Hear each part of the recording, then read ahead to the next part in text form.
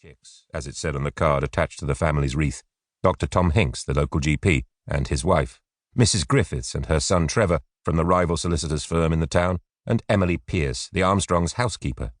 Few other people in Hay paid much attention.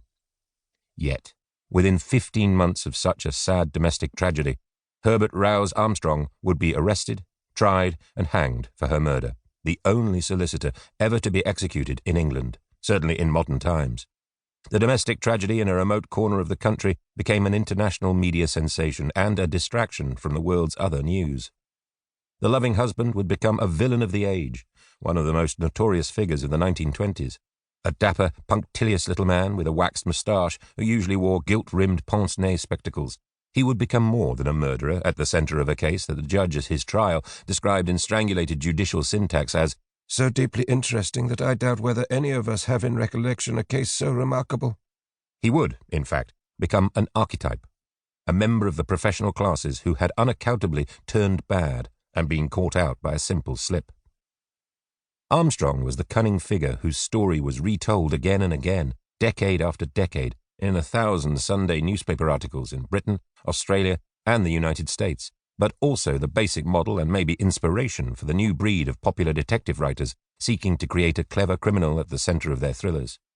Authors such as Agatha Christie, Dorothy Sayers, Anthony Berkeley, Margery Allingham, and Georgette Heyer, whose plots revolved around subtle murders, devious minds, and ingenious solutions, the obscure but fatal clues that ensnared the killer who thought he'd got away with it.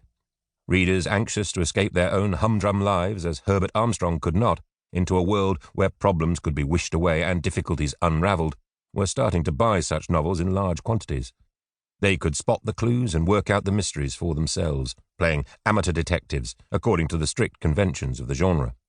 Christie's first crime novel, The Mysterious Affair at Styles, which introduced the Belgian detective Hercule Poirot, was published in 1921, and Sayers' first effort, Whose Body, featuring her hero Lord Peter Wimsey, came out in 1923.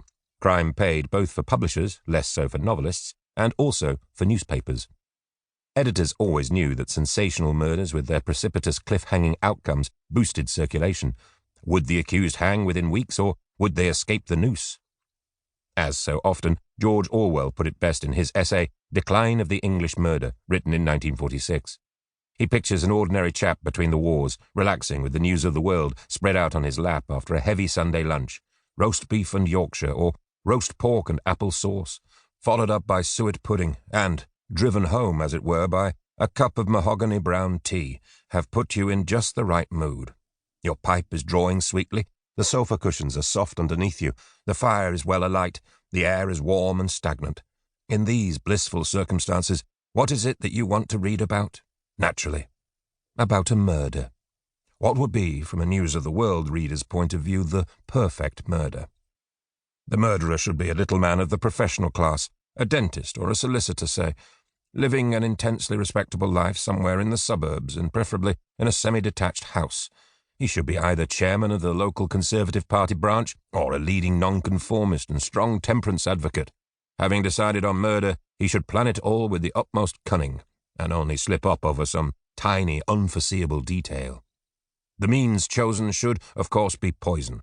A crime can have dramatic and even tragic qualities which make it memorable and excite pity for both victim and murderer. The recipe fits Armstrong to a T.